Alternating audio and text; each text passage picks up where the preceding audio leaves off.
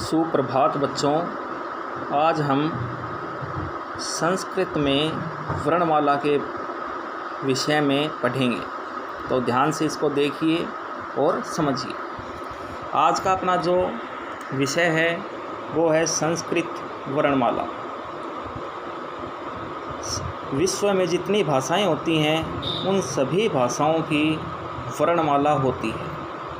उसी प्रकार से संस्कृत भाषा की भी वर्णमाला है।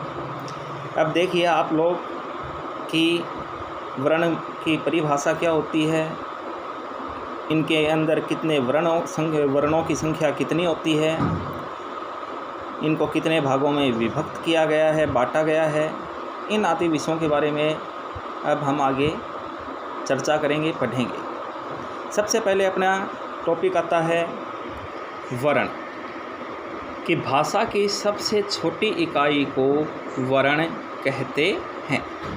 भाषा की सबसे छोटी इकाई को वर्ण कहते हैं। उसके बाद में अपना प्रश्न आता है कि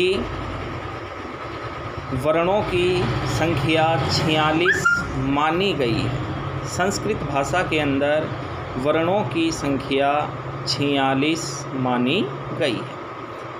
उसके बाद में अपना टॉपिक आता है इन 46 वर्णों को 2 भागों में विभक्त किया गया है। कि इन 46 वर्णों को कितने भागों में विभक्त किया गया है, तो इन 46 वर्णों को संस्कृत भाषा में 2 भागों के अंदर विभक्त किया गया है। एक है स्वर, दूसरा है व्यंजन। स्वर और व्यंजन। उसके बाद में प्रश्न बनता है कि स्वर की परिभाषा क्या होती है। तो स्वर की परिभाषा जिन वर्णों को दूसरे की सहायता के बिना बोला जाता है, जिन वर्णों को दूसरे की सहायता के बिना बोला जाता है वे वर्ण स्वर कहलाते हैं। स्वरों की संख्या संस्कृत भाषा में 13 मानी गई है। संस्कृत भाषा में स्वरों की संख्या 13 मानी गई है।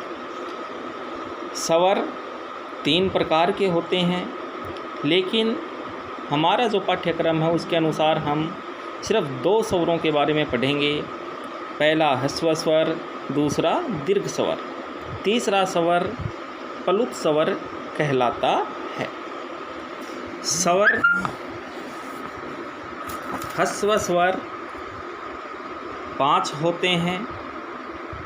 ह्रस्व स्वर की संख्या 5 होती है। ए, छोटी ई, छोटा ऊ, छोटा ऋषि और लरी। दीर्घ स्वरों की संख्या 8 होती है, जिनके अंदर निम्न स्वर आते हैं। आ, बड़ी ई, बड़ा ऊ, बड़ा ऋषि, ए, आई, ओ, औ। आगे है व्यंजन की परिभाषा। जिन वर्णों को दूसरे वर्णों की सहायता से बोलते हैं वे वर्ण व्यंजन कहलाते हैं। फिर से देखिए कि जिन वर्णों को दूसरे वर्णों की सहायता से बोलते हैं वे वर्ण व्यंजन कहलाते हैं। संस्कृत भाषा में व्यंजनों की संख्या 33 होती है। व्यंजन की संख्या कितनी मानी गई है संस्कृत भाषा में? 33। इन व्यंजनों को 3 भागों में बांटा गया है। संस्कृत भाषा में व्यंजनों को 3 भागों में बांटा गया है। एक स्पर्श व्यंजन, दूसरा अंतःस्थ व्यंजन, तीसरा ऊष्म व्यंजन। स्पर्श व्यंजन की संख्या 25 होती है। स्पर्श व्यंजन की संख्या 25 होती है। 25 निम्न संख्या है, देख सकते हैं आप लोग। कै वर्ग के अंदर कै, ख, ग, घ, अड़। चै वर्ग चै, छ, जै, झै, य। टै वर्ग ट, ठे डे ढे अण तै वर्ग तै थे दै धै न पै वर्ग पै फै बै भै मै। ये 25 स्पर्श व्यंजन कहलाते हैं। ये जो 25 वर्ण हैं आप लोग देख सकते हैं, कै वर्ग, चै वर्ग, टै वर्ग, तै वर्ग, पै वर्ग, 5 वर्गों में विभक्त हैं। प्रत्येक वर्ग के अंदर 5 वर्ण हैं। 5 को 5 से मल्टीप्लाई करेंगे तो 25 होते हैं, तो 25 हो गए स्पर्श व्यंजन। फिर है अंतःस्थ व्यंजन की संख्या 4 होती है। अंतःस्थ व्यंजन की संख्या 4 मानी गई है, जो निम्न है य रै लै व। फिर है उष्म व्यंजन की संख्या 4 मानी गई है, इनके अंदर सै है, ये वर्ण आते हैं। इस प्रकार से संस्कृत भाषा में 46 वर्ण माने जाते हैं। इनमें कुछ एक प्रश्न बनते हैं जिनको आप लोगों को इसमें से देख करके खुद को करने हैं कॉपी के अंदर, कि वर्ण किसे कहते हैं। अभी अभी आप लोगों ने पढ़ा कि वर्ण की क्या परिभाषा आपको बताई गई थी। संस्कृत भाषा में वर्णों की संख्या कितनी होती है। वर्णों को, तीसरा प्रश्न है फिर, वर्णों को कितने भागों में विभक्त किया गया है।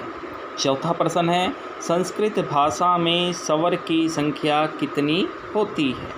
पांचवा प्रश्न है स्वरों को कितने भागों में विभक्त किया गया है तथा उनके नाम लिखो। छठा प्रश्न है संस्कृत भाषा में व्यंजन की संख्या कितनी होती है। और अंतिम 7वां प्रश्न है इन व्यंजनों को कितने भागों में विभक्त किया गया है, उनके नाम सहित लिखो। तो इस प्रकार से आपको इसको देखना है, समझना है और इनके प्रश्नों के उत्तर आपको अपने होमवर्क के रूप में करने हैं। धन्यवाद।